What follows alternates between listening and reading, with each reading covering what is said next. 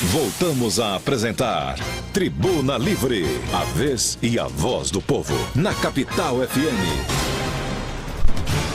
Muito obrigado a você que está conosco. Nós estamos recebendo aqui Carlos Marum ao vivo, né? Presencial, por isso então todos nós vamos utilizar máscaras devido à questão da pandemia da Covid-19. Você sabe, Carlos Marum já foi deputado federal, deputado estadual, vereador pela nossa capital Campo Grande, secretário municipal, secretário de Estado, ministro, estava como conselheiro da Itaipu. Estava, não é, Marum? Bom dia, é um prazer tê-lo. Deixa eu ligar aqui seu microfone. Aperta, por favor, Marum. É um prazer tê-lo aqui no programa Tribuna Livre, nesta manhã de sexta-feira. Não, ainda estou. Ainda está? Ainda estou. Né? Pelo menos hoje, ninguém me informou que o Diário Oficial tenha trazido a minha substituição. Mas você pediu... Mas eu já estou num processo de saída há mais de 15 dias. No dia 27 de março, eu encaminhei o expediente ao ministro Ramos, que é hoje o ministro da Casa Civil, era o ministro da Articulação Política, manifestando a minha disposição de trilhar outros caminhos, e eu só não pedi demissão e não vou pedir a demissão, porque se eu peço demissão, eu saio imediatamente. Sim. E fica desequilibrada Itaipu, o Conselho de Itaipu. Pois não. O Conselho de Itaipu tem 14 membros. Se sai um brasileiro, ficam 7 paraguaios e 6 brasileiros. No momento que nós temos discussões importantes sendo travadas nesse contexto, algumas até eu acredito de conhecimento dos senhores aqui. Então não me cabe sair. E nem também eu estou saindo num ato de contestação, não estou saindo. Sou grato ao presidente Bolsonaro pela oportunidade que tive de ajudar, inclusive, Mato Grosso do Sul, Sim. Exercendo a função de conselheiro, mas vai se aproximando da eleição. O projeto eleitoral nacional no qual eu mais acredito é uma candidatura de centro. Então eu acredito que seria até uma desonestidade da minha parte eu permanecer em Itaipu num cargo que não deixa de ser da confiança do presidente, e não pensando em estar com ele nas eleições de 2022. Então, por isso, de uma forma tranquila, eu sugeria, inclusive, a data da quarta-feira passada. Não, é quarta-feira da semana passada, nem é quarta-feira passada, hoje é sexta. Há 10 dias que foi naquele dia. Eu fosse afastado, até hoje não fui substituído. Aguardo com tranquilidade o momento da substituição para seguir definitivamente outros caminhos. E quais são esses novos projetos que você fala? Isso, nós estamos falando em projeto nacional, projeto estadual, qual é o seu pensamento? Olha, imediatamente, eu fui convidado pelo MDB para coordenar um trabalho de valorização e resgate do legado do governo Temer. O governo Temer foi um governo breve, foi um governo pequeno, mas de grandes realizações. E como nós sofremos naquele momento um combate muito duro da mídia, nós temos o entendimento que a população não tem o conhecimento real ainda do que realmente aconteceu naqueles 2 anos. Para lhe dar um exemplo, nós assumimos com uma recessão acumulada de 8,3%, e deixamos o governo em 2018 com um crescimento de 1,8%. Quer dizer, eu estou falando de 10% em 2 anos. De inversão na curva de crescimento, na curva de robustecimento da nossa economia. Isso não aconteceu por acaso. Aconteceu porque se estabeleceu um governo de centro, porque nós chegamos lá sabendo o que íamos fazer. O MDB tinha construído um documento, o Ponte para o Futuro. Esse documento, na época, o presidente era vice-presidente, o presidente Temer era o vice, e nós, inclusive, apresentamos ao próprio governo como uma sugestão, a sugestão do MDB para medidas a serem tomadas pelo governo da época. Nesse momento, o PT entendeu aquilo como uma bandeira, no sentido de que nós ingressávamos no processo de impeachment. Tanto que insistiram nisso que acabou o impeachment acontecendo. Mas nós fizemos o documento, isso nos permitiu o quê? Ao assumirmos, nós não fizemos como muitos outros partidos fazem. Olha, Agora é governo, esqueçam do que a gente faz. Esqueçam do que eu disse, do que eu escrevi, do que eu pensei. O MDB não assumiu com aquela cartilha, sabendo o que ia fazer, e em breve compusemos uma grande aliança, né? O centro esteve no poder, o governo Michel Temer é um governo de centro, e as realizações foram acontecendo na sequência, certo? Foi imediatamente, nós aprovamos o teto de gastos, até hoje o teto de gastos é a âncora que ainda sustenta a nossa economia, foi aprovado no nosso governo. Aprovamos a reforma trabalhista, seguimos em frente, propusemos a reforma da Previdência, e os resultados imediatamente positivos, imediatamente começaram a acontecer.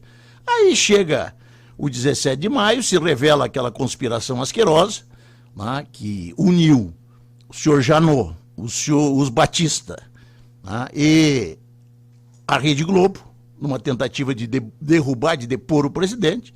Nós efetivamente tivemos que entrar, eu digo, essa é a segunda fase do nosso governo. Ficamos na defensiva um tempo, vencemos as flechas envenenadas e as denúncias fatiadas do senhor Janot e concluímos o governo com êxito, não obstante o ataque constante. Terminou a questão da JBS e entrou a questão do inquérito dos portos. E nós fomos, durante todo o último ano de governo, digamos, constrangidos por esse inquérito que não tinha pé nem cabeça. Eu já dizia que isso era desperdício de dinheiro público, que era procurar pelo em ovo, que era procurar chifre em cabeça de cavalo, né? E é o que hoje está provado. O presidente Temer já foi sumariamente absolvido, nos dois casos que atrapalharam o nosso governo, que foi da JBS e do inquérito dos portos. O que é uma absolução sumária? Eu vi você falando. Absolução sumária é quando a justiça considera imprestável a acusação, inepta, né? E foi isso que aconteceu. Então é um momento positivo, vencidas essas questões, para que nós valorizemos o governo Temer, até para que a população saiba que um governo de centro, em muitos momentos, é a melhor solução para o país. Uma pergunta... Então eu vou trabalhar nisso, eu vou trabalhar nisso. Eu fui convidado para fazer, para trabalhar partidariamente, né? Eu sou advogado, manter minha atuação, mas vou politicamente articulação política. E aí, Carmen, eu sei que você tem uma pergunta, mas nessa resposta aí um gancho. Você percebe que hoje o seu MDB, Senado e Câmara Federal rachado, ou seja, alguns apoiam o presidente Jair Bolsonaro, outros, se não contrário, mas se apresentam independente. Você vai ter muito trabalho, hein? Bastante, mas eu gosto, né? Eu gosto de trabalho. Na verdade, o MDB também vive internamente esse bipolarismo que hoje invade e infelicita a nossa sociedade. No MDB nós também temos bolsonaristas e temos petistas, digamos, simpáticos ao bolsonarismo, simpáticos ao petismo, né? Mas eu entendo que digamos, esse orgulho pelo governo que fizemos nesses 2 anos é um fator que pode nos unir. E esse, então, é o objetivo inicial. Não que eu esteja afastado da política de Mato Grosso do Sul. Eu agora, digamos, sem estar atuando diretamente em Itaipu, eu vou me aproximar mais até dessa política. Mas o foco em termos de política nesse momento é esse. Nós queremos, em 12 de maio, vamos comemorar 5 anos da chegada do presidente Temer ao poder e pretendemos aí durante 6 meses desenvolver um trabalho intenso de conscientização das pessoas em relação aos benefícios imensos que advieram desse governo. Marum, com relação deixa eu só dizer uma coisa. Aí, ontem a imprensa nacional já disse que eu tinha sido convidado pelo presidente Temer para ser o articulador político, coordenador da sua campanha. Isso não aconteceu, o presidente Temer ainda não admite que discutamos, que viemos a discutir a sua candidatura. Então eu não sou articulador, sou só um torcedor. Ele não é nem pré-candidato ainda. Não é nem pré-candidato ainda. Com relação justamente à eleição 2022, que é inocência dizer que vamos começar a discutir depois. Não, já começa a discutir agora. Sim. O palco já está montado e os atores, né, políticos, articuladores, estrategistas já estão movimentando as suas peças. E com a decisão de ontem, né, do Supremo Tribunal Federal, deu a alforria aí ao ex-presidente Lula para entrar em cena e ele entra pela porta da frente, né? Porque foi autorizado pelo Supremo Tribunal Federal, instância máxima da justiça brasileira, para vir aí, já vai começar a fazer campanha, né? Já vai começar a fazer campanha a partir de amanhã, Brasil todo. E a gente sabe do apoio que ele sempre teve, né? Sempre teve. O nome de Lula é uma entidade, né? Uma coisa assim impressionante. Apesar de toda a ficha corrida, o Supremo Tribunal Federal pode ter passado pano, falado, não tem nada, mas os crimes estão lá, enfim. Como é que você avalia esse cenário com Lula na jogada? Bom, primeiramente eu vou fazer uma colocação. Eu discordei da decisão de ontem. Em que sentido? No sentido de que, eu até vi o que você falou, eu sou advogado, não sou um jurista, mas sou advogado. Até em conformidade com o que você falou e eu acompanhei. Quer dizer, já tinha tramitado muito, já havia sido referendada a jurisdição de Curitiba em outros tribunais, para que agora sejam anulados esses processos por incompetência de jurisdição. Então eu não concordei com essa ideia. Todavia, eu entendo que a Vaza Jato provou o que nós já sabíamos, que Moro foi imparcial. Que Moro foi parcial no julgamento, no processo de Lula, certo? E a prova ilícita, que essa prova foi ilicitamente obtida, a Vaza Jato são provas ilicitamente obtidas. As gravações, as trocas de mensagens de mensagem foram ilicitamente obtidas. E não pode ser usado como prova. Mas a favor do réu pode. Não pode ser usado como prova de acusação. Todavia, a favor de um réu pode. Eu tenho participado dessa discussão, vou te dar um exemplo aqui. O Pedro é inimigo do João. Inimigo, já trocaram uma ameaça, eu vou te matar, daqui a pouco morre o João, assassinado. E prendem o Pedro. Por quê? Porque viram evidências suficientes e o Pedro está na cadeia. Daqui a pouco os amigos do Pedro cruzam com o João na rua. Ué, o João está vivo. Vão à justiça e pedem a abertura do túmulo para verificar se o cadáver que está lá é o do João. Né? Vem o João na rua, a justiça nega. Não tem, nada justifica isso, que vocês estão dizendo. Eles se reúnem, invadem o cemitério, os amigos de Pedro que está preso, invadem o cemitério, arrancam de lá o cadáver e provam. Esse cadáver não é do João. Foi uma prova ilicitamente obtida. Mas daí o Pedro tem que continuar preso? Por ter matado o João, se o cadáver não é o do João? Então a prova ilicitamente obtida, ela pode ser utilizada em favor do réu. Mas foram feitas perícias nessas conversas e dizem que não. A conclusão é que não dá para se provar que elas são verídicas. Mas ninguém nega. Alguém negou? Alguém disse, não, essa fala não é minha? Vamos que venhamos. Ninguém negou. Só disse, olha, nós não reconhecemos a veracidade. Essa do não reconhecer a veracidade, convenhamos, é conversa para quem não quer se comprometer. Então as falas e as mensagens são verdadeiras. Porque ninguém disse, não, eu sei o que eu disse. Tu disse, eu não disse isso.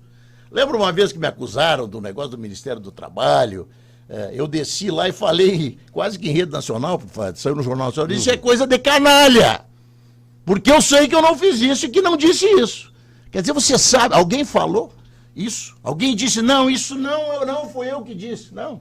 Todo mundo, olha, eu não reconheço a veracidade. Agora a Polícia Federal, que eu começo a me preocupar, né? Porque a Polícia Federal tem que ser também completamente imparcial.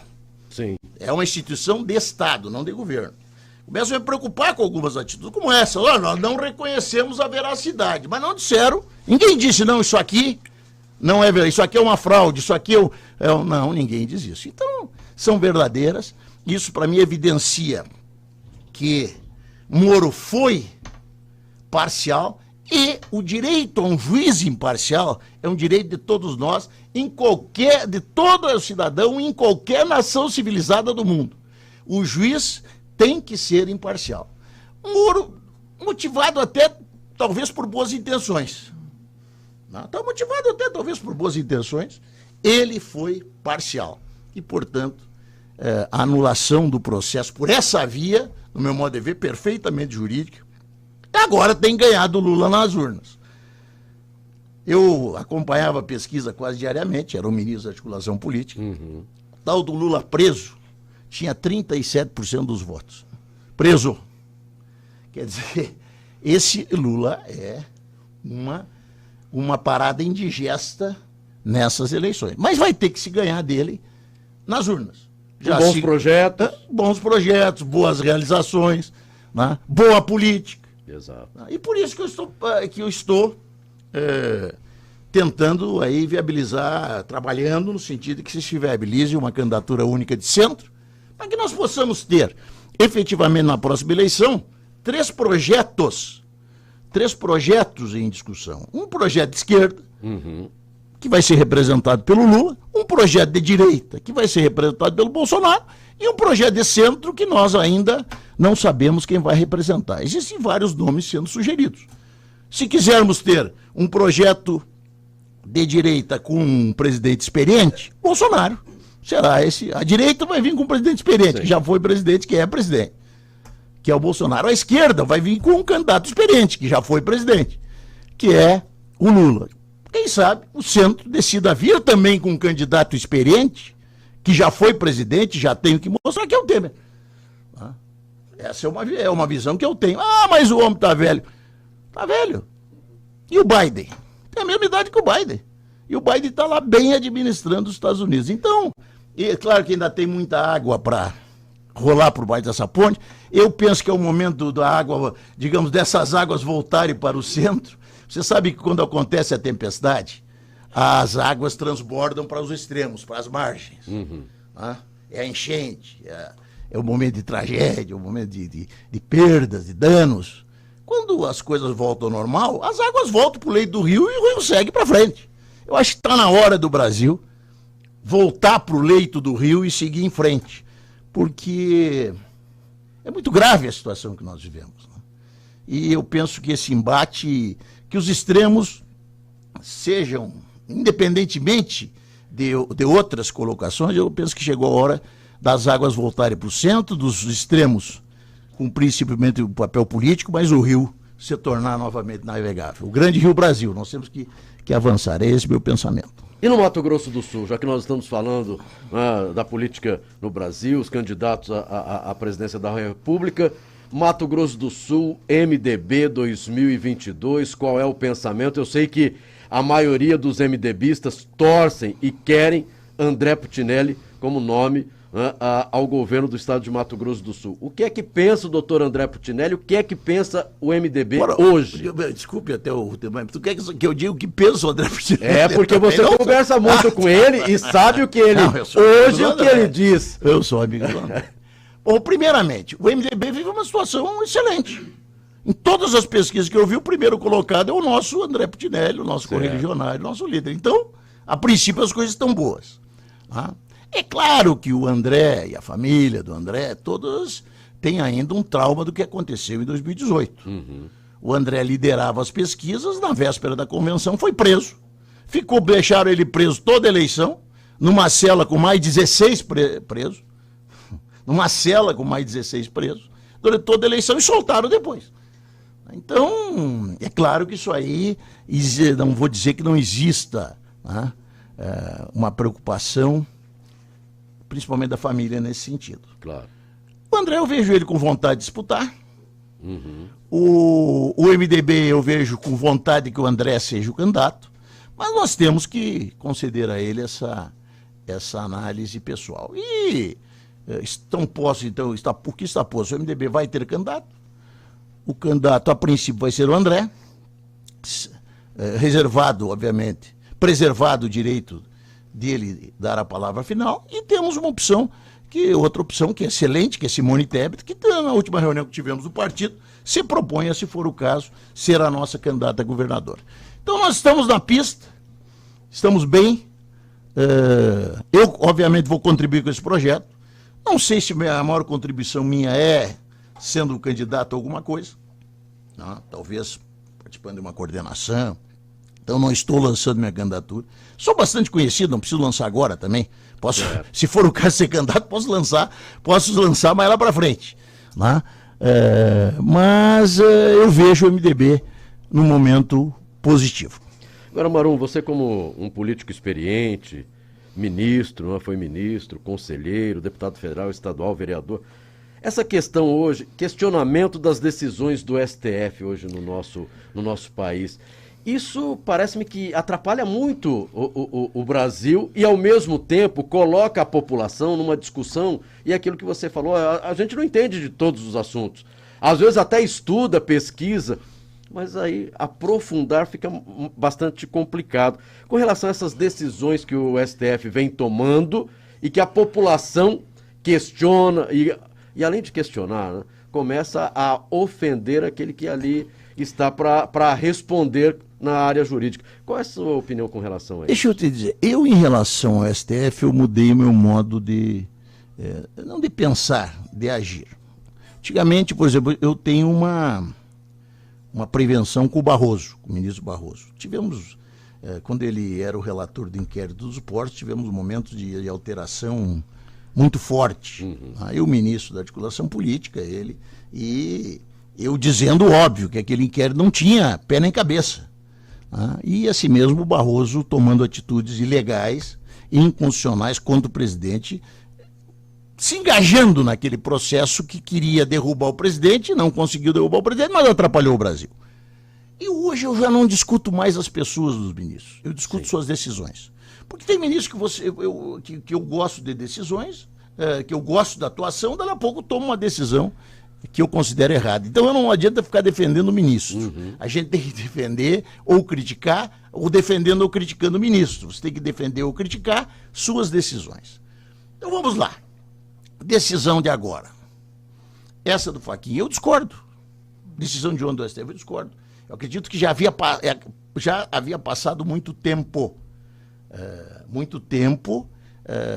E muitas decisões já haviam sido tomadas em tribunais superiores para que se voltasse atrás agora essa situação em função da incompetência da jurisdição. Não obstante o mérito estivesse errado. Certo. Não obstante o mérito não estivesse errado. Se estabeleceu no Brasil uma lógica de que Curitiba era o tribunal da corrupção, como se fosse Nuremberg. Né? O tribunal da corrupção. A corrupção manda para Curitiba. Não é assim. Existem outros juízes honestos do país, existem outros foros adequados para a discussão e para o processamento das situações. Começou a mandar tudo para Curitiba. Então, na verdade, o mérito está certo. Esse caso do triplex do Lula não tem por que estar em Curitiba. Não tinha por que estar em Curitiba. Mas já havia sido isso referendado. Então, aí, eu penso ser errado. Então, eu dizia, critico o Fachin nisso. Daqui a pouco o Fachin toma uma decisão que eu considero certa. Né? CPI. Agora, Barroso, que eu tanto critiquei. No caso da CPI da Covid, o Barroso está certo. A CPI é um instrumento da minoria, da oposição. Por isso que são necessários só 1/3 de assinaturas para que ela se instale. Se ela fosse para ser um instrumento da situação, da maioria, seriam necessários 50% mais 1 para que se instalasse uma CPI. Quando os pré-requisitos, os requisitos de uma CPI são atendidos, ela tem que ser instalada. Não cabe a um presidente eleito pela maioria simplesmente desconsiderar um pedido regimental da minoria. Então essa decisão do Barroso, ela foi inoportuna. Até dizer, foi inoportuna. Eu não gosto de ver uma CPI agora. Claro. Não quero, acho que não soma essa CPI. Para mim, melhor seria se ela não existisse. Mas a decisão do Barroso foi correta. Ou seja, CPI é um instrumento da minoria. E várias outras decisões do STF anteriores, né, haviam sido nesse sentido. Não existe novidade na decisão tomada agora pelo STF. Então agora a CPI, você tem que atuar politicamente também numa CPI. Não vejo ela como um potencial de produzir um consistente pedido de impeachment do presidente, não vejo. O impeachment, eu sou especialista em impeachment. Eu em 2 anos de Congresso, eu lutei em 3 impeachment. Um contra a presidente Dilma e atuei na defesa em 2 contra o presidente Temer. Certo. Então eu sou... Ganhei em todos. Então eu vou dizer que eu sou catedrático em impeachment, né? Impeachment tem que reunir 3 condições. A condição do crime, tem que existir o crime, tem que existir o crime de responsabilidade tem que existir, tem que estar presente as condições políticas e tem que estar presente a rua. Esses 3 condicionantes têm que estabelecer conjuntamente para que aconteça o impeachment. No caso da presidente Dilma, isso aconteceu. No caso do presidente Bolsonaro, estamos longe dessas situações estabelecerem. Mesmo que essa CPI, em algum momento, detecte um crime, algo que possa ser alegado como crime de responsabilidade do presidente Bolsonaro, não estão presentes as outras condições. Então isso vai constranger o governo, mas não vai produzir um processo de impeachment consistente, né? Então tem que administrar, tem que tocar a CPI, tem que fazer atuar, né? Porque o maior erro que eu vejo será se estabelecer ali a política do nós contra eles, uma guerra entre governadores e presidente. Isso, se acontecer, para mim, vai ser péssimo. Quero agradecer ao Carlos Marum, conselheiro da Itaipu, ex-deputado federal, estadual, vereador por Campo Grande, secretário do município, secretário de Estado, ministro. Mais uma vez, nosso muito obrigado pela presença aqui no programa Tribuna Livre. Eu quero também dizer o seguinte, não é porque eu estou saindo de Itaipu que eu passei a bater bumbo pelo impeachment do presidente, não. Eu realmente acredito que em 2022 deva se estabelecer outro projeto. Mas aqui o Brasil é presidencialismo. O Brasil é presidencialista. O impeachment é a exceção da exceção da exceção. Que, nesse momento, a população fez uma opção pelo presidente Bolsonaro e devemos seguir com ele até o final do seu mandato. Quero fazer também um breve esclarecimento sobre a questão da ponte, que deu uma balançada, nossa ponte bioceânica, né? Ontem, nós protestamos imediatamente em relação à decisão do presidente Marito de adiar a abertura das propostas apresentadas pelas empresas construtoras em relação ao processo licitatório da ponte. Isso nos preocupou e ainda nos preocupa. Mas as notícias que temos e as conversas que temos tido desde isso aconteceu na quarta-feira, já nos dão hoje uma tranquilidade maior, né? Eu conversei aqui com o presidente da Assembleia, o deputado Paulo Corrêa, conversei com o governador Reinaldo Azambuja. Vamos nós, sul-mato-grossenses, aqui atuarmos também paralelamente à atuação diplomática do governo federal através do Ministério das Relações Exteriores. Nós também aqui vamos nos organizar para atuar politicamente no sentido de que o mais rapidamente possível esse trabalho seja retomado. E eu estou confiante agora. Eu já estive mais preocupado, mas eu acredito que esse atraso aí não vai passar de uns 30 dias. Então, com essa notícia, a gente está indo embora, desejando a todos vocês um excelente final de semana. Mais uma vez ao Carlos Marum, nosso muito obrigado. Segunda-feira nós estamos de volta. Pedrinho Espina já está por aqui e eu tô indo. Já tá me olhando feio, então tô indo embora. Abraço, Marum, bom dia. Mas pro abraço pro Marum deu, né? Aí abriu o microfone. Pra você um beijo. Obrigado. Depois dessa eu tenho que ir embora mesmo. Bom dia, Mato Grosso do Sul.